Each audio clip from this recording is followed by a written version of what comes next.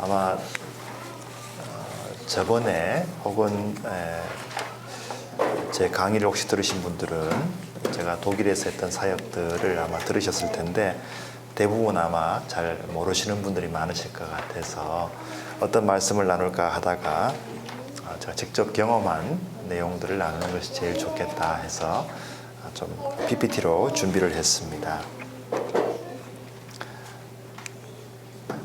제가 사역했던 곳은 독일과 브뤼셀인데요.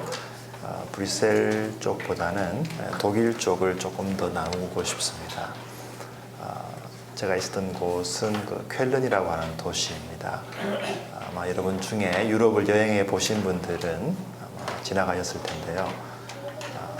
독일의 가장 교통의 중심지 중에 하나이기 때문에 또 이 성당이 워낙 유명해서 아마 여러분 사진으로도 많이 보셨을 것입니다.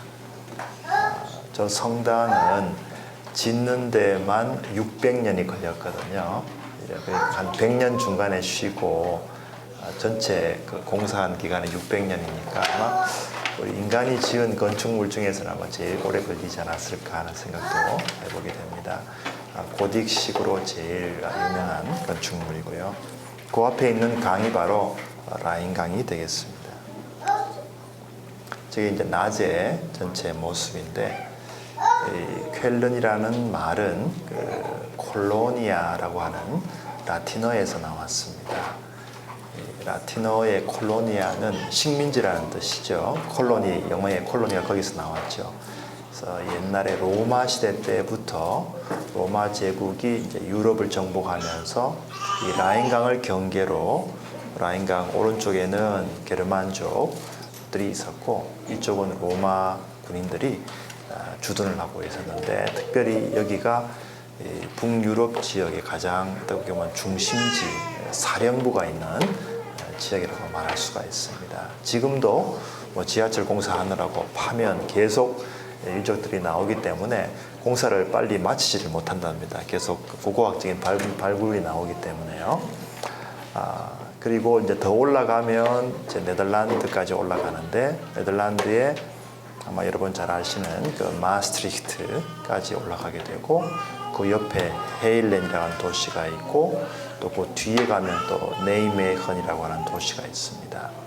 그리고 이제 독일과 네덜란드의 경계선, 벨기에와 경계선에 아켄이라고 하는 도시가 있습니다. 이제 그 중에도 이제 쾰른이 가장 큰 지역이었기 때문에 로마의 그 총사령관이 주둔을 했고 지금은 이제 그 흔적 성벽들이 남아 있습니다. 이 로마 사람들이 얼마나 그 건축을 잘했는가를 보여주는 하나의 단적인 예가 소위 그 수교, 소위 아쿠아덕트라고 하는 게 있는데요. 여기 라인강 물이 그렇게 좋은 물은 아니기 때문에 이 칼크가 많고 해서 한 150km 떨어져 있는 그 아이펠이라고 하는데 물이 참 좋습니다. 거기가 내셔널 파크인데 거기서부터 이 쾰른까지 한 150km를 이 수로를 만들어 놨어요. 그래서 거기서부터 물을 가지고 와서 썼던 그런 기록이 남아 있습니다. 근데 이 쾰른은 여러 가지로 설명할 수 있는 것들이 많이 있습니다. 미디어 시티라 해서 그 방송국이 제일 독일에서 많은 도시 중에 하나고요. 또 대학교도 쾰른 대학은 아마 독일에서 제일 큰 대학이라고 할 수 있습니다. 가장 오래된 대학이라고 할 수 있고요. 토마스 아퀴나스 중세 시대의 가장 위대한 학자였던 그 토마스가 바로 이 쾰른에서 공부를 했습니다. 그 스승인 알베르투스 마그누스라고 하는 분이 쾰른 대학을 세웠고요. 지금도 이 쾰른은 가톨릭이 가장 강한 유럽에서 가장 가톨릭이 강한 도시 중에 하나가 되겠습니다. 이 발굴된 이 동전은 그 성경에 나오는 글라우디오 황제의 동전입니다. 이 글라우디오 황제는 원래 그 로마 총사령관이었거든요. 황제가 되기 전에 그때 쾰른에 있었습니다. 그래서 이 사도행전 11장에 보시면 글라우디오 황제 때 흉년이 들었다 하는 그런 말씀이 나오는데 바로 그 황제입니다. 이분이 그 총사령관 때 결혼을 하게 되는데 그 부인이 아그리피나 2세라고 하는 부인이 있었습니다. 이 부인이 바로 쾰른 출신입니다. 쾰른의 귀족의 딸이었는데 사실은 이 결혼은 초혼이 아니고 이 아그리피나에게는 이미 두 번째 결혼이었습니다. 그래서 그 아들이 이미 있었어요. 그래서 이 아들 이름이 바로 우리가 잘 아는 네로입니다. 그래서 나중에 이 글라우디오가 로마에 가서 황제가 되는데 이 부부 사이가 별로 좋지를 않았습니다. 그래서 나중에는 아그리피나가 심지어 이 남편을 독살을 시켜버립니다. 그리고 자기가 직접 섭정을 합니다. 어린 아들을 네로를 황제로 세워놓고 그러나 나중에는 다시 네로가 다 커서는 어머니를 다시 독살시킵니다. 그래서 아주 참 피비린내 나는 그런 역사가 있고 그 다음에 네로가 우리 그리스도인들을 박해하게 되고 사도 바울과 사도 베드로가 바로 그 당시에 순교하게 되는 것을 볼 수가 있습니다. 그 외에도 많은 역사적인 이야기들을 나눌 수가 있지만 시간 관계상 그 내용들을 다 나누지는 못하겠고요. 중세 시대 때 십자군이 그 대성당 앞에서 출발했던 이야기도 있고 종교 개혁 때 루터의 책을 불태우고 종교 개혁 하던 사람들을 다 화형시키던 그런 참 불행한 역사도 있고요. 지금도 천주교가 워낙 강하기 때문에 개신교는 아주 마이너리티입니다. 그리고 종교개혁 이후에 개신교도들이 좀 더 늘어났을 때 그분들이 한자동맹에서 이 비즈니스를 참 잘했어요. 그래서 점점 경제적으로 이렇게 파워가 생기니까 로마 가톨릭 시의회에서 개신교도들의 예배를 금지시키는 그런 법안을 통과시켰습니다. 그래서 이분들이 예배를 드릴 수가 없습니다. 그래서 지하로 내려가서 각 집마다 이제 10몇 명씩 모여서 비밀리에 예배를 드리는 소위 지하교회의 역사가 있습니다. 그게 한 250년 가까이 되어갔고요. 나중에 이제 나폴레옹이 이 지역을 점령해서 그것을 알고 지하에 있는 개신교들에게 종교의 자유를 주고 시내 중심에 있는 한 교회, 안토니토 교회라고 하는 그 교회에 이제 건물을 가톨릭 건물을 개신교회에 주면서 거기서 부활절 연합 예배를 거의 250년 만에 드리게 됩니다. 여러분 한번 상상을 해보십시오. 얼마나 그것이 감격스러울지. 그게 뭐 1세대, 2세대가 아니고 한 4, 5세대를 거쳐서도 그분들이 믿음을 잃지 않았다는 것이 중요합니다. 저는 그 역사를 보고 또 그 당시에 개신교도들이 이 성 안에 묻힐 그런 권리가 없었습니다. 그래서 성 바깥에 따로 묘지를 하나 만들어 줬는데 지금도 그 묘지가 남아 있습니다. 거기 가면 그 당시에 개신교도들이 신앙생활을 하다가 돌아가시면 그 묘지에 묻혀 있는 게 볼 수 있는데 그분들의 신앙을 보면서 저는 우리 북한 동포들을 많이 생각을 합니다. 우리 북한 동포들에게 하루속히 신앙의 자유가 주어져서 정말 주빌리 희년의 해를 선포하고 하나님께 같이 예배 드릴 수 있는 자유롭게 신앙생활을 할 수 있는 그날이 속히 오기를 계속 기도해야 되겠다 생각을 했습니다. 그러면서 제가 이제 거기서 사역을 하면서 이제 교회에 대해서 좀 더 깊이 경험도 하고 또 정리도 하게 되었는데 과연 교회라는 것이 어떤 공동체일까? 저는 한마디로 비전 커뮤니티다 이렇게 생각을 했습니다. 왜냐하면 이 비전은 주빌리의 비전이고 샬롬의 비전이고 하나님의 나라 킹덤 비전이죠. 그 비전을 나누는 공동체가 바로 교회다 이렇게 생각을 합니다. 커뮤니티라는 말이 참 재미있어요. 제가 한번 분석을 해보니까 커뮤니티라는 말은 공동이라는 말은 공동체라는 말은 함께 하나의 몸이라는 뜻이잖아요. 한자로 보면. 근데 커뮤니티라는 말도 컴이라는 말과 유니티가 합친 말이죠. 컴이라는 말은 together, 그죠? 같이. 그리고 그 다음에 유니티가 있습니다. 하나가 된 것. 같이 하나가 된 모임이 커뮤니티입니다. 그래서 저는 우리 교회가 다 그리스도 안에서 하나의 커뮤니티다. 이렇게 생각을 해요. 다른 지체, 우리 다른 아이들이 있고 다양한 분들이 계시지만 주님 안에서 하나가 된 커뮤니티, 공동체, 그것이 바로 교회가 아닐까 생각을 합니다.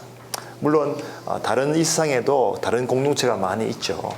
하지만 이것은 킹덤 비전 커뮤니티라는 면에서 모든 세상적인 인간적인 어떤 차별이나 어떤 지위의 고하를 막론하고 남녀의 차별 없이 또 어떤 인종적인 차별도 전혀 없이 모두가 하나 될 수 있는 것은 이 세상에 교회밖에 없다, 이렇게 생각을 합니다. 우리 한번 상상해 보십시오. 다른 어떤 인간이 만든 단체가 그런 인간적인 모든 장벽을 넘어설 수 있는 그런 공동체가 있는지. 자, 근데 성경에 보면은 이제 교회가 그리스도의 몸이라고 말씀하고요. 몸이라는 것도 하나의 몸이지만 지체가 여러 개 있고 또 영적인 유기체라는 말도 하죠. spiritual organism이라는 것은 하나의 오가니즘은 오가니제이션이 아니고 살아있는 생명체를 말하는 것입니다. 거기 안에는 바이탈리티가 있습니다. 그러므로 하나의 지체가 아프면 다 아픈 것이고 다 건강하면 다 함께 기뻐하는 그런 종말론적인 공동체입니다. 또 두 가지를 나누어 생각을 해보면은 이 세상과의 관계에서 우리는 세상으로부터 부름받은 믿음의 공동체이고 동시에 이제 주일이 지나면 6일 동안은 세상으로 나아가서 빛과 소금의 역할을 해야 되는 신앙 공동체, 믿음의 공동체고 사명 공동체, 미션 커뮤니티다, 그렇게 말할 수가 있겠고요. 그다음에 교회의 가장 중요한 속성들은 여러분 아시는 대로 하나인 교회, 거룩한 교회, 그다음에 보편적인 교회, 그다음에 사도적인 교회, 이 네 가지가 있습니다. 근데 보통 우리가 그 유니버설 처치라고 했을 때 그 카톨릭 처치라는 말을 씁니다. 우리가 신앙 고백을 할 때 거룩한 공회를 믿는다고 고백을 하는데요. Holy Catholic Church, 영어로는 그렇게 되어 있습니다. 근데 거기서 카톨릭이라는 말은 천주교를 뜻하는 것은 아닙니다. 카톨릭이라는 말 자체가 원래는 보편적인 혹은 우주적인 유니버설 처치를 말합니다. 이번에 요한 베네딕트 16세가 이번에 퇴임을 하게 되죠. 그 교황이 독일 분인데 그분이 원래 그 쾰른 바로 밑에 있는 본 대학에서 공부를 하신 분입니다. 독일 분이죠. 요셉 라칭거라고 하는 분인데 그때 같이 공부했던 분 중에 한스 퀸이라고 하는 유명한 가톨릭 신학자가 있습니다.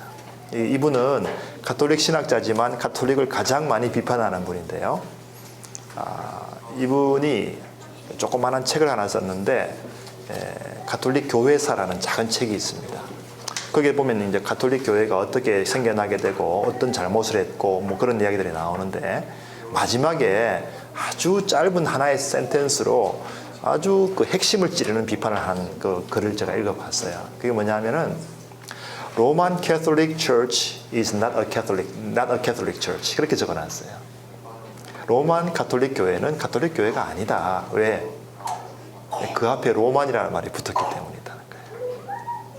그 말은 가톨릭 교회라고 하는 것은 진정한 유니버설 처치가 되어야 되는데 그 앞에 다른 게 붙으면 안 된다는 겁니다. 저는 그것이 굉장히 아주 예리한 비판이라고 생각이 됩니다. 지난 2월 초에 제가 잠깐 독일에 있었는데요.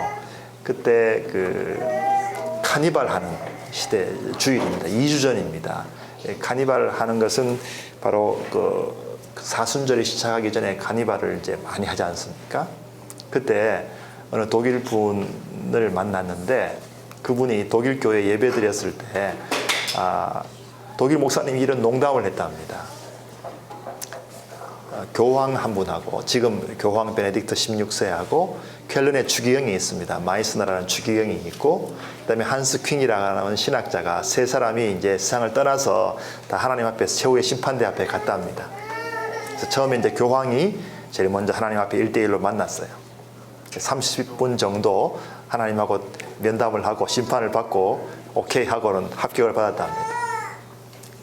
그 다음에 이제 마이스너 추기경이라고 켈른의 유명한 추기경이 있는데 이분이 다시 하나님께 들어갔습니다. 이분도 굉장히 센 분이거든요. 1시간 정도 하나님하고 이야기하고 하나님께서 마침내 오케이 하고 패스를 시켜줬다 합니다. 그 다음에는 이제 마지막으로 한스 퀸이라는 교수님이 하나님 앞에 최후의 심판대 앞에 섰어요. 이 한스 퀸이라는 분은 굉장히 조직신학자이기 때문에 아주 치밀한 분이고 학자고 아주 이 언변이 좋은 분입니다. 하나님 앞에 갔는데 나올 생각을 안 하는 거죠.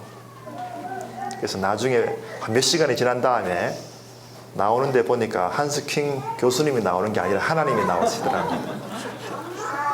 하나님께서 도저히 이해는 못 당하겠다 했던 것 같습니다. 그런 농담을 하는 것을 제가 들었습니다. 오늘 본문 말씀에 보시면 예수님께서 십자가에 돌아가시는데 왜 돌아가시는가? 그 비전 선언문이 저는 나온다고 생각합니다. 여러분 같이 한번 읽어보시겠어요? 같이 한번 여기서부터 이 말은부터 한번 읽어보죠. 시작. 이 말은 스스로 왕이 아니요 그의 대제사장이므로 예수께서 민족을 위하시고 또 민족만 위할 뿐 아니라 흩어진 하나님의 자녀를 모아 하나가 되게 하기 위하여 죽으실 것을 미리 말함이더라. 예, 거기 보시면 여기에 흩어진 하나님의 자녀라는 말이 나오고 하나가 된다는 말이 나옵니다. 흩어진, 이거 이제 그리스어로 디아스포라입니다. 우린 다 디아스포라지 않습니까? 그런데 그 흩어진 자녀가 다시 하나가 된다고 말씀합니다. 그것을 위해서 우리 예수님께서 이 땅에 오셨다는 것. 그것을 위해서 예수님께서 세상을 십자가에 돌아가신다는 것입니다. 저는 이 말씀이 사도 요한이 우리에게 제시하는 예수님의 비전 스테이트먼트가 아닐까 그렇게 생각을 합니다. 이 말씀이 그렇게 과거에는 얼마나 중요한지 잘 몰랐어요. 근데 독일에서 사역을 하면서 알게 됐는데 예수님께서 이렇게 십자가에서 피를 흘리는 모습, 이것이 그 당시에 아마 15세기에 가장 많이 그려졌던 성화인데요. 그 당시 종교개혁 이전에는 성도들이 성경을 읽지 못하기 때문에 라틴어를 읽을 수가 없으니까 대부분 교회에서는 이렇게 성화로 예수님에 대한 모습들을 성도들에게 가르쳤습니다. 그 중에 한 유명한 그림인데요. 얀 판 아이크라고 하는 지금은 벨기에입니다. 그 당시는 네덜란드죠. 유명한 화가가 그린 그림인데 나중에 다시 한 번 더 말씀을 드리겠습니다.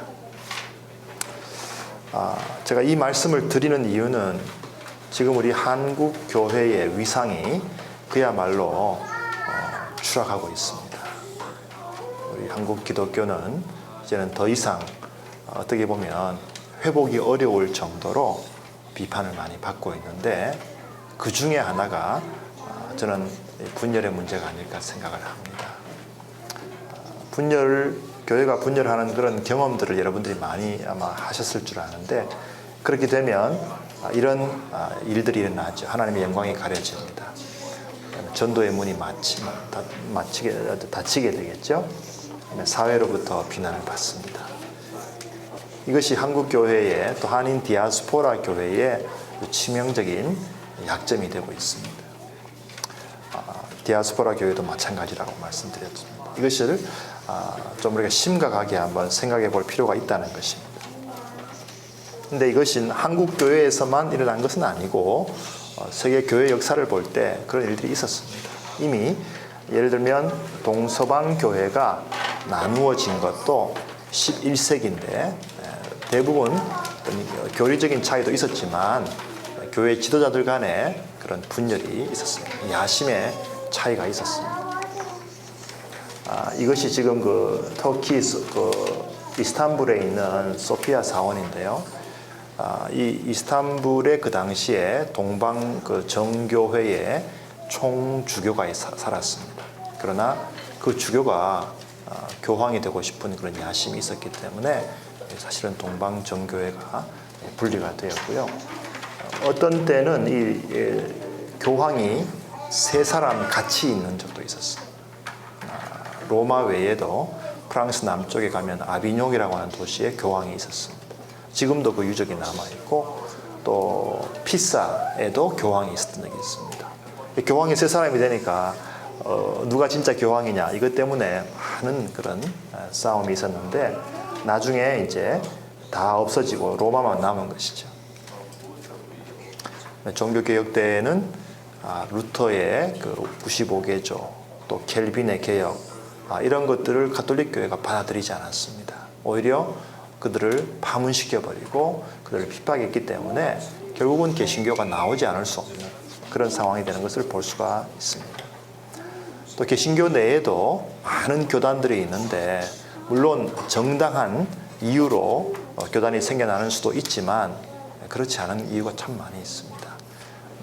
아주 부차적인 것, 아주 세컨더리한 이슈 때문에 교단이 나누어지는 그런 것들을 많이 볼 수가 있습니다. 특별히 한국교회는 더합니다. 한국교회는 예수님과 그리스도가 나누어져 있습니다. 대표적인 장로교회에도 예를 들면 기장이 있고 예장이 있습니다.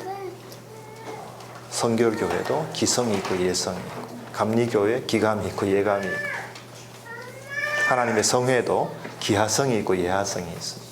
모든 침례교회도 마찬가지. 이렇게 예수님과 그리스도가 완전히 나누어져 있는 것을 우리 하나님께서 보실 때 얼마나 마음이 아프실까 하는 것입니다. 이것은 바로 사탄의 주특기라는 것을 우리가 기억해야 됩니다. 또 사탄이 부하들이 많은데요. 마귀라고 하는 것은, 데블이라고 하는 것은 사탄의 부하들을 말합니다. 사탄은 우두머리고요. 루시퍼라고 하는 사탄이 있으면 부하들이 데블이 있는데, 데블이라는 말은 그리스어의 디아볼로스라는 말에서 나왔습니다. 디아볼로스는, 디아라는 말은 둥글다라는 뜻이고요. 볼로스라는 말은 던진다는 뜻이죠. 잔잔한 호수에 돌을 던져버리면 거의 파장이 일어납니다. 그 웨이브가 자꾸 번져나가듯이 사탄이 우리 가운데, 우리 공동체 가운데 돌을 던진다는 거죠. 그래서 서로를 자꾸 이렇게 사이를 갈라놓게 만드는 것이 사탄의 주특기 아닙니까? 아담과 하와가 갈라지고, 하나님과 인간이 갈라지고, 아벨과 가인이 갈라지고, 모든 인간관계, 인간과 환경과의 관계 깨어지게 만드는 것이 사탄의 역할입니다. 그리스도 안에 들어와서도 계속 그러한 일을 하는 것이 사탄인데, 우리가 그것을 깨닫지 못하고 마치 우리 형제자매를 참 적으로 생각하는, 참 우리에게 약점이 많이 있다는 것입니다. 역사를 보면 그런 역사들이 쭉 나오는 것을 볼 수가 있고요. 그럼에도 불구하고 오늘 본문처럼 우리가 다시금 그 그리스도인의 유니티를 회복해야 되는데, 왜 회복해야 되느냐, 근거가 뭐냐 하는 것이죠. 사도 바울이 그것을 에베소서에서 잘 보여주고 있습니다. 바로 에베소 4장에 보시면 우리는 한 하나님을 믿는 것이지 두 하나님 믿는 거 아니다. 한 주님을 고백하는 것이고 한 성령을 우리가 마셨다, 이렇게 이야기합니다. 동시에 우리 예수님께서도 우리 모두가 하나 되기를 간절하게 기도하셨습니다. 이 말씀은 요한복음에만 있잖아요. 예수님의 중보기도. 그 중보기도가 한 장을 차지하고, 또 그 내용도 12사도뿐만 아니고 모든 그리스도인들이 하나가 되기를 간절하게 기도합니다. 왜 기도하십니까? 그 다음에 보시면 나옵니다. 그렇게 될 때 세상 사람들이 비로소 믿는다는 것입니다. 그리스도인들이 하나가 되지 않으면 세상 사람들은 절대로 믿지 않습니다. 당신이나 잘하십시오, 그렇게 말하겠죠. 그래서 예수님의 가장 중요한 기도, 저는 이것을 그래서 예수님의 Great Intercession이라고 생각해요. 우리가 Great Commission, Great Commandments 이야기하지만 이 예수님의 Great Intercession에 대해서 우리 한국 교회 지도자들뿐만 아니고 많은 그리스도인들이 너무 무관심하지 않은가 생각을 해보게 됩니다. 반면에 참 아름다운 모델들도 있어요. 성경에 보면 안디옥 교회 같은 교회 리더들을 보면 다양한 사람들이 있는데요. 여기 사람들이 다 다릅니다. 정통파 유대인도 있고, 바나바, 이 사람은 흑인일 거예요. 니게르라는 말은 검다는 니그로라는 말 아닙니까? 또 루기오, 이 사람도 북아프리카 출신입니다. 이 사람은 마나에는 아마 현지에서 좀 유력한 정치 지도자 같습니다. 사울 2세 혹은 3세 디아스포라 지도자입니다. 다양한 사람들이 모여서 리더십을 형성하고 있었습니다. 그렇지만 이들은 성령의 인도하심을 따라서 하나가 되었기 때문에 가장 귀하게 쓰임받았다는 것이죠. 예루살렘 교회 이후에 특별히 이방 선교를 할 때는 가장 중요한 역할을 했습니다. 그리고 성경에 나타난 모든 교회들은 하나의 에트닉 처치가 없습니다. 신약 성경에 나타난 모든 교회는 유대인과 이방인이 같이 모인 교회입니다. 유대인들로만 되어 있는 교회 하나도 없습니다. 이방인들로만 구성된 교회도 하나도 없어요. 대부분 거의 모두가 유대인도 있고 이방인이 같이 모인 교회입니다. 이거 대표적인 교회가 에베소 교회죠. 그래서 에베소 1장부터 그것을 계획하신 하나님, 그것을 이루신 예수 그리스도, 그것을 확증하신 성령 하나님을 찬양하고 그 중간에 막힌 담을 허셨다고, 그리스도는 우리의 평화라고 바울이 설명하는 것입니다. 바로 그 유대인과 이방인이 하나 된다는 것은요, 물과 기름이 같이 있는 것과 마찬가지입니다. 우리 주빌리 채플에 여기 한국 분들만 주로 계시지만 여기 가령 이쪽에 흑인들이 같이 와 있다고 한번 상상해 보십시오. 네, 지금 초대 교회가 그런 상황이거든요. 그 유대인들은 본성적으로 이방인들을 싫어합니다. 여기 일본 분들이 와 있다고 한번 상상해 보십시오. 네. 그런데 그 교회가 하나가 됐거든요. 그리고 그 교회의 리더로 디모데 목사님은 아버지는 헬라 사람, 어머니는 히브리 사람입니다. 아마 우리 캐나다에 계시는 교민들도 남편들이 한국 분이 아닌 분들이 많이 계실 거예요. 저는 우리 디아스포라 교회가 이제는 다른 민족을 품어야 한다고 생각을 합니다. 한인 디아스포라 교회가 계속 한인들만 품어서는 안 된다고 생각해요. 한인들로 시작을 하더라도 궁극적으로는 열방을 품어야 된다. 그것이 주님의 비전이고 우리의 사명이 아닌가 생각합니다. 로마 교회가 그랬습니다. 로마는 그 당시에 최고의 수도였고요. 거기에 있는 교회는 로마 사람도 있었지만 유대인들도 있었고 또 아프리카 사람들도 있었고 온갖 종류의 사람들이 같이 있는 소위 인터내셔널 교회였습니다. 여러분 아마 여기 윌링던 처치라고 밴쿠버에 큰 교회 있죠. 그 오전에는 다 여러 민족이 함께 예배드리지 않습니까? 10가지 언어로 이렇게 통역도 하고요. 근데 오후에 가면 에스닉 그룹끼리 따로 또 모입니다. 좋은 모델이라고 생각합니다. 아마 로마 교회도 그랬을 것 같아요. 그래서 로마에 편지를 쓰면서 바울이 여러분들이 이렇게 귀하게 하나가 되었으니 같은 생각을 가지고 믿음이 강한 사람들은 약한 사람들을 잘 용납해 주라고, 한 마음 한 입이 되라고, 그렇게 하나님께 영광을 돌리고 신앙생활을 잘 하시라고 권면하는 걸 볼 수가 있습니다. 바울이 쓴 모든 편지에 보면 바로 그런 유니티에 대한 권면이 나옵니다. 고린도 교회는 아예 대놓고 처음부터 그 이야기를 합니다. 왜? 분열이 가장 심각한 문제였기 때문이죠. 우리는 다 한 성령으로 한 몸이 되었는데 왜 여러분들이 나눕니까? 그건 안 된다는 것입니다. 왜 사랑이 제일 중요하다고 말하죠? 고린도 교회에는 그 사랑이 제일 필요하기 때문에, 그래야 하나 될 수 있습니까? 사랑은 오래 참는 겁니다. 나하고 의견이 달라도, 나하고 좀 부딪혀도 참아야 된다는 거예요. 그래야 그리스도인들이 하나 될 수 있기 때문에. 그래서 그 사랑은 그냥 아무 이유 없이 말하는 게 아니고 그 교회에 가장 필요한 은사이기 때문에, 그 교회의 문제를 푸는 솔루션이기 때문에 이야기하는 것이죠. 갈라디아 교회도 마찬가지였습니다. 유대인들이 자꾸 자기들이 옳다 하고 이방인들 당신들 할례받으라 그러고 당신들 율법을 다 지켜야 구원받는다고 하니까 바울이 가만히 있지 않습니다. 그거는 잘못된 복음이다. 그런 복음 전하는 사람은 저주를 받을 거다. 우리 모두가 다 그리스도 안에서 하나라고 말하고 있습니다. 유대인이나 그리스인이나 민족 차별 없다는 거예요. 종이나 자유인이나 스테이터스 차별 없다는 거예요. 남성이나 여성이나 차별 없어요. 이것은 그 당시 사회에서는 혁명적인 사건입니다. 우리나라 조선시대에 복음이 들어왔을 때 이 양반과 노예가 차별이 없다는 이 사상은 그 당시 사람들에게는 이 충격이죠. 그래서 갈라디아 교회에 편지하면서 바울은 육체를 쫓아 행하지 마라. 육체를 쫓아 행하면 분열한다. 성령을 쫓아 행하십시오. 성령의 열매는 사랑과 희락과 화평과. 서로 물고 먹으면 피차 멸망할 겁니다. 경고하죠.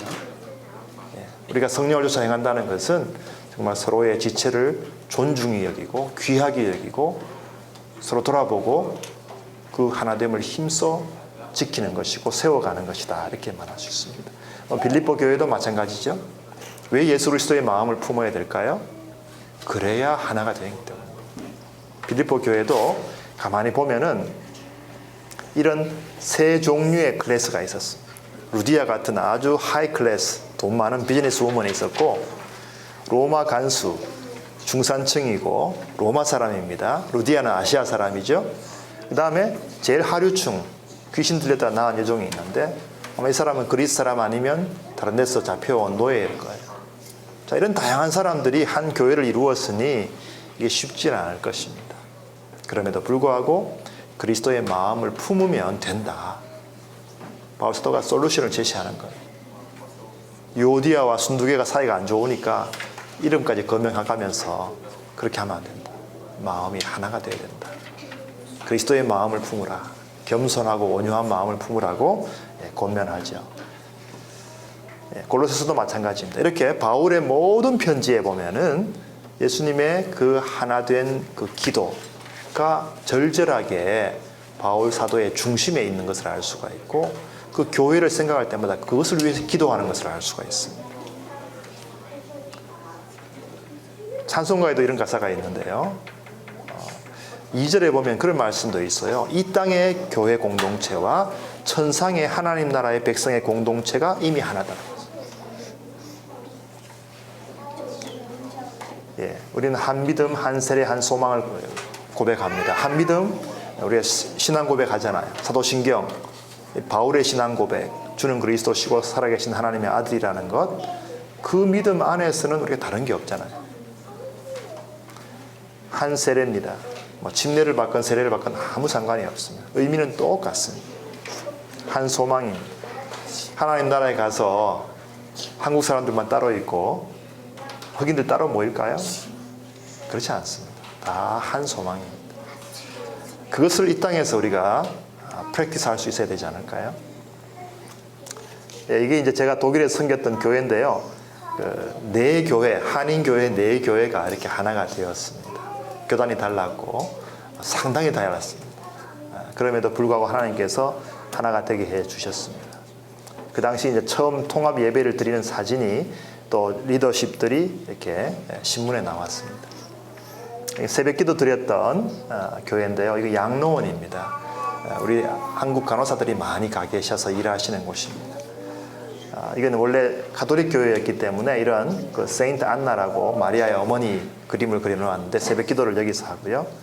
수요 예배를 드렸던 이 십자가 교회는 렘브란트의 그림이 벽화처럼 있었습니다. 지금은 이 교회가 재정난 때문에 유스 호스텔로 바뀌어 버렸어요. 켈르는 음악이 워낙 강해서 그 전문 음악가들이 다 옵니다. 공부하러 오기 때문에 독일 교회가 초청을 해서 우리가 연합으로 순환 음악회를 같이 합니다. 이거는 연말에 이제 성탄 음악회를 하게 되면 워낙 음향이 좋기 때문에 마이크가 필요 없습니다. 많은 독일 분들이 오십니다. 뮤지컬을 하는데 여기가 바로 이제 그 대성당 바로 앞에 돔 포럼이라고 하는 그 가톨릭 센터가 있는데 우리 청년들과 성도들이 함께 이 뮤지컬을 통해서 복음을 전했습니다. 그래서 2월 말 지금이죠. 이번 주에 그 쾰른에서는 그 노드라인 베스트팔렌이라고 하는 그 여기 말하면 브리티시 콜롬비아 주죠. 그 전체 그 미셔날레라고 하는 큰 선교 집회가 있습니다. 거기에서 우리가 초청을 받아서 음악으로 찬양으로 영광을 돌리고 그 이제 로고가 바로 이 무지개 십자가입니다. 무지개 그러면 미국에서는 호모들의 상징이기도 하지만 사실 성경에서는 소망의 상징이죠.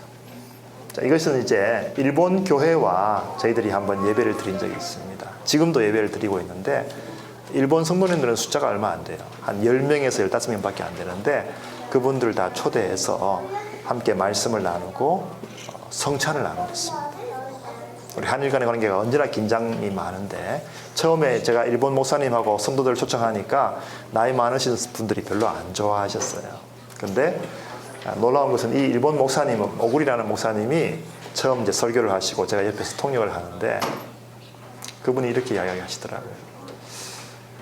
사랑하는 우리 한국교회 성도 여러분, 저는 일본 목사이기 전에 한 사람의 일본 사람으로서 일본이 과거에 한국과 아시아 사람들에게 범한 모든 범죄에 대해서 사죄해야 합니다. 그 말씀을 하는 순간에 성령께서 우리 성도들의 마음을 다 녹이셨어요. 그리고 마음을 열게 하시고 예수님께서 우리에게 주셨던 산상수훈의 말씀, 화평케 하는 자는 복이 있다. 피스메이커, 화해의 복음을 나누었습니다. 그리고 함께 우리는 한 몸이라는 하는 성찬식을 거행했습니다. 오늘 우리가 성찬식을 거행하는데 이것은 바로 우리가 주님 안에서 하나라는 증거죠. 우리가 한 몸이라는 증거죠. 그래서 우리는 이미 떡을 나누어 있습니다만 독일 분들은 한 덩어리 떡을 그냥 나눠줍니다. 그럼 자기가 뜯어 먹습니다. 이렇게. 같이 찬양을 했습니다. 가운을 입은 분들은 이제 성가 대원들이고 안 입은 분들은 다 일본 성도들은 다 나와서 지금 찬양을 하는 건데 구주와 함께 나 죽었으니 1절은 한글로 같이 하고 2절은 일본어로 같이 하고 마지막 절은 일본어, 한국어 같이 부르는 그런 또 한 번 아프리카 형제들을 초청을 했습니다. 거기 독일에는 아프리카 교회가 상당히 많습니다. 이분들 초청해서 찬양을 듣는데요. 얼마나 잘하는지 모릅니다.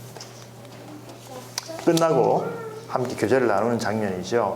일본 성도님들은 수시를 가지고 오고 우리는 추석 때 추석 음식을 해서 함께 나누었습니다. 세례식 끝나고 이제 축하하는 장면인데 이 분들은 이 독일 형제고 나머지 다 중국 학생들입니다. 중국 학생들이 왜 갑자기 왔느냐 물으실 텐데요. 독일의 중국 학생들이 엄청나게 들어옵니다.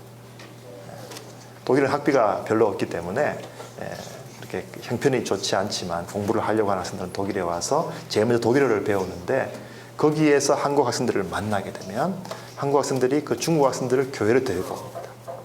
그러면 이제 교회 여집사님들이나 권사님들이 집에 데리고 가서 밥을 먹여줍니다. 그리고 독일 말을 가르쳐 줍니다. 그러면 이 중국 학생들이 사랑에 메말라 있었기 때문에 그 사랑에 완전히 마음이 녹아버려요. 복음을 들어보지 않았습니다. 독일에 와서 처음으로 복음을 듣고 예수님을 영접하고 세례를 받는 상황입니다. 이 독일 형제는 몰몬 교회에 다녔댔어요. 이단에 있었습니다. 그런데 이 형제가 원래 직업이 뭐냐 하면 현대 자동차 고치는 메케닉이에요. 그래서 한 자매가 현대차를 고치러 갔다가 이 형제를 만나가지고 교회를 인도해 왔어요. 몰몬에서 벗어나서 지금도 한빛교회에서 집사님으로 한국 자매 만나서 결혼도 하고 이렇게 잘 다니고 있습니다. 토마스 형제라는 분인데 새벽기도까지 나옵니다. 이 장휘라고 하는 자매가 있는데요. 빨간 세타 입은 자매인데 이 자매는 결혼을 해서 이제 지금 중국 남편하고 잘 있는데 이 자매가 처음 이제 세례를 받고 나서 한 1년쯤 지났을 때 같아요. 처음으로 저에게 공식적으로 이제 신방을 요청을 해서 제가 기숙사에 갔댔습니다.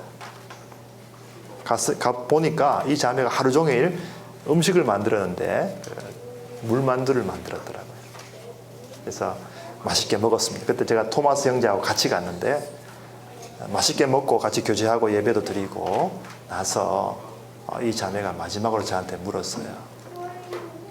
왜 제가 오늘 목사님 초청했는지 아시냐고. 그래서 저는 모르겠다 그랬어요. 그냥 한 번도 안 와봤으니까 초청한 게 아니겠느냐고. 그러니까 사실은 오늘이 제가 세례받은 지 1년 되는 날입니다. 그랬어요. 그러니까 자기가 영적인 도를 지금 셀러브레이션 하고 싶은 거예요. 제가 많은 그 한국 분들, 한국 학생들 세례를 베푼 적이 있지만 1년 후에 그렇게 초청받아 본 적은 한 번도 없습니다. 지금도 계속 교제를 하고 있는 자매입니다. 그래서 나중에는 할 수 없이 주부로 이렇게 예배 순서를 한국말도 넣고 중국말도 넣고 뭐 독일말도 넣고 그렇게 한 적이 있습니다. 성경을 읽었는데 여러 나라 말로 그분들이 직접 앞에 나와서 차이니즈로 읽고 그다음에 독일말로 읽고 한국말로 읽고 이분은 스웨덴 분입니다. 부인이 한국 분이기 때문에 스웨덴에서 출장 나오셔가지고 교회를 출석하셨는데 제가 그랬어요. 스웨덴어로 읽으시라고. 아는 사람은 한 사람도 없지만 이분은 열심히 성실하게 읽습니다. 나중에 어느 한 주가 되었는데 스웨덴 이 남편이 다른 스웨덴 친구를 데리고 왔어요. 교회에. 또 성경책을 읽었죠. 끝나고 예배 끝나고 이분이 저한테 하는 말씀이 목사님 오늘은 그래도 제 성경 봉독을 이해하는 친구가 한 사람 여기 있었습니다. 친구를 데리고 오는 거예요. 여러 언어로 그분들의 자기 언어로 읽게 해주니까 그분들이 얼마나 좋아하는지 모릅니다. 그 외에도 이제 그 독일의 유명한 목사님들이 계셔요. 이분은 독일 교회 총회장, 독일 국가교회 총회장을 지내셨던 분입니다. 켈른에 사셔서 말씀을 들었습니다. 종려주일날 예수님께서 이제 입성하시는 십자가 순환 주간을 시작하면서 말씀을 함께 나누고 통역을 합니다. 이분은 그 유럽의 빌리 그레함이라고 하는 울리치 팔찬이라고 하는 목사님입니다. 이분은 여러분 잘 아시는 하늘에 속한 사람을 쓴 브라더 윈입니다. 이분이 독일에 망명을 했기 때문에 같이 간증을 들었습니다. 이 울리치 팔찬이 목사님은 지금 연세가 한 60대 후반이신데 10년 이상 동안 이 프로 크라이스트라고 하는 전도 집회를 합니다. 독일의 큰 도시에서 이렇게 모여서 집회를 하면 이것을 인공위성으로 다 쏘아가지고 유럽 전체에다가 보냅니다. 그러면 각 로컬 처치마다 그것을 함께 보면서 전도 집회를 하는 것입니다. 지금도 이렇게 귀하게 쓰임받는 분들이 계시다는 것이죠. 이분을 2번이나 초청해서 말씀을 듣는데 아주 참 많은 것을 배웠습니다. 그 다음에는 이제 이 난민들이 아주 많습니다. 독일에는 또 유럽에는요, 레퓨지 캐나다도 많죠. 근데 이분들은 다 모슬렘들입니다. 대부분 코소보에서 온 모슬렘들, 알바니아 코소보의 모슬렘들인데 이 모슬렘도 아주 미신적인 모슬렘, 아주 귀신이 많은 그런 아주 이렇게 혼란스러운 사람들인데 사역하시는 선교사님들이 계시면 우리가 함께 서포트를 해서 이분들이 세례를 받습니다. 이 형제는 그 요수아 형제라고 하는 분인데 그 쿠어드족 2세입니다. 쿠어드족은 나라가 없는 그 민족 아닙니까? 터키 말을 하고 쿠어드 말을 하고 독일어 영어를 합니다. 이 형제가 원래 모슬렘이었는데 한국인 2세를 통해서 예수님을 믿게 됐습니다. 신학을 하게 되고 지금은 자매와 함께 결혼한 그 자매와 함께 선교 사역을 하고 있습니다. 한국 교회들도 서로 이렇게 하나가 되지 못했는데 하나님께서 이렇게 협의체를 만들어 주셔서 교단을 넘어서서 교제할 수 있게 해주셨습니다. 켈른에 있는 외국인 교회들이 함께 모였습니다. 여기 보면 뭐 일본 교회, 네덜란드 교회, 인도, 헝가리, 아프리카, 영국 교회들이 함께 모여서 우리가 독일 교회와 어떻게 협력할 수 있을까 같이 이야기를 많이 했습니다. 이것은 이제 여기 말로 하면 BC주죠. 노드라인 베스트팔렌주에 있는 외국인 교회들의 협회를 만들었습니다. 유럽의 스위스 목사님하고 헝가리 목사님이 계시고 아프리카는 영어권 2교회, 불어권 1교회, 아시아는 한국교회와 인도 이렇게 함께 모여서 협의체를 만들었고 그 협의체가 함께 독일교회와 같이 코오퍼레이션을 많이 했습니다. 함께 집회도 하고 여러 가지 일들을 함께 하면서 서로 배우는 거죠. 우리 한국교회가 좋은 점들을 나누고 또 우리가 독일교회로부터 배워야 될 점들을 배우는 거죠. 서로 함께 주고받는 것이죠. 그런 것들을 통해서 크리스찬 유니티라는 게 얼마나 큰 축복인가 하는 것을 제가 많이 배웠습니다. 자, 이건 조금 여러분 도가 좀 지나칠 수도 있는 이야기인데요. 이분은 신부님이에요. 트리오의 신학 교수님이었습니다. 연세가 그 당시에 70이 넘은 분인데 2003년도에 베를린에서 20만 명이 모인 독일의 가장 큰 행사가 소위 키르첸탁이라고 하는 행사가 있습니다. 개신교 10만 명, 가톨릭 10만 명. 근데 항상 따로 모였거든요. 홀 수년에는 개신교, 짝 수년에는 가톨릭. 그런데 2003년에 종교개혁 이후로 최초로 같이 모였습니다. 마지막 폐회 예배인데요. 이 신부님이 집전을 하시는데 성찬식을 했습니다. 거기에 참여한 모든 개신교도들에게 이 신부님이 성찬을 나눠줬습니다. 그 원래 가톨릭은 그렇게 하면 안 되거든요. 그래서 바티칸에서 하지 마라 그랬어요. 하면 당신은 징계하겠다 그랬어요. 결국은 이분이 했습니다. 결국 나중에 이분이 신부를 박탈당했어요. 신학교수직에서 쫓겨났어요. 왜 그렇게 했느냐고 기자들이 물을 거 아니겠습니까? 자기는 그렇게 대답을 했습니다. 나는 바티칸 교황의 말보다도 내 마음에, 내 신앙 양심에 말씀하시는 하나님의 음성에 순종하고 싶었다. 개신교 목사님 한 분도 다른 작은 모임에서 가톨릭 성도님들이 왔을 때 성찬을 나눠줬어요. 이것은 아주 유명한 사건입니다. 그래서 지금은 독일 안에서는 몇 년에 한 번씩은 이런 에큐메니컬한 그런 예배를 드려요. 우리 한국교회에 지금 WCC 때문에 여러 가지 갈등이 많이 있습니다만은 우리가 참 유니티 자체를 거부해서는 안 된다고 생각합니다. 물론 다른 점들은 우리가 분명히 지적을 해야 되지만 그러나 우리 주님이 원하시는 게 무엇인가를 잘 생각해야 되겠다 저는 생각합니다. 마지막으로 독일 교회가 통일됐지 않습니까? 독일이 동서가 통일되었습니다. 통일의 가장 중요한 역할을 한 교회가 바로 이 라입지히에 있는 니콜라이 교회입니다. 이 교회의 목사님 크리스티안 퓨러라고 하는 목사님입니다. 이 젊은 목사님이 40대 초반에 부임을 해서 제일 먼저 한 것이 월요일 저녁에 기도회를 시작했습니다. 촛불 기도회. 평화를 위한 촛불 기도회입니다. 처음엔 그저 몇 명 안 모였어요. 10명, 20명. 꾸준하게 1년이 지나고 2년이 지나고 3년이 지나면서 이것이 100명이 되고 1000명이 되고 나중에는 10,000명이 수십만 명이 됐습니다. 이게 예수님 안 믿는 그 동독 시민들도 막 왔어요. 이분이 무엇을 강조했습니까? 절대로 폭력을 써서는 안 된다. 비폭력, 평화적인 기도, 행진 그거를 강조했어요. 이 시민들이 경찰과 군대에 둘러싸였습니다. 그분들이 외친 구호는 단 하나. 우리는 하나다. 우리는 한민족이다. 그것만 외쳤어요. 근데 이것이 동베를린으로 퍼졌고 호네커 정권이 무너지고 장벽이 무너져 버렸어요. 하나님이 하신 거죠. 근데 이것은 동독 성도들만 한 것은 아닙니다. 이미 분단 시절에 서독교회가 동독교회를 아주 많이 도와줬습니다.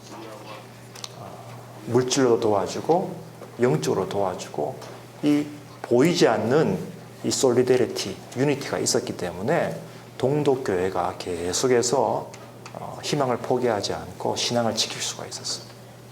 그것이 결국은 독일을 통일시키는 엄청난 파워를 낳게 된 것을 볼 수가 있습니다. 자, 그것을 보면서 우리 그리스도인의 유니티라고 하는 것은 어떤 장벽도 넘을 수 있다. 철의 장벽도 넘을 수 있고요. 이데올로기 장벽도 넘을 수가 있다. 우리 휴전선도 넘을 수 있다. 어떤 장벽도 그 주님의 평화의 능력 앞에는 아무것도 아니라는 것을 우리가 깨닫게 됩니다. 그래서 제가 이제 책을 하나 써가지고 2006년도에 출판을 한 적이 있습니다. 더 나아가서 우리 하나님은 이 우주 만물을 하나로 만드신다고 말하고 있어요. 에베소서 1장 10절에 보면은 예수 그리스도가 머리이시고요. 모든 것을 통일시킨다는 말씀을 합니다. 그것을 사도 요한은 오늘 본문을 썼던 요한복음을 쓴 사도가 요한계시록에서 그것이 어떻게 완성되는가를 이렇게 보여주고 있죠. 잘 아시는 말씀이죠. 하나님의 보좌 앞에 각 나라 족속과 백성과 방언이 함께 모여서 하나가 되어서 천군 천사와 하나가 되고 하늘과 땅과 바다의 모든 만물들이 하나가 되어서 하나님을 찬양하는 바로 그 하나님 나라의 완성의 비전을 보여주고 있습니다. 제가 두 가지만 더 보여드리고 마치겠는데요. 이것은 이제 브뤼셀에 있을 때 방문했던 유럽 의회입니다. 이 유럽 의회는 유엔 총회하고 비슷한데요. 여기에 27개의 EU 국가 국기가 꼽혀 있고 이게 의장석입니다. 그리고 국회의원이 한 850명이 있습니다. 두 부스가 있는데 이건 다 통역 부스입니다. 25개 언어로 통역이 됩니다.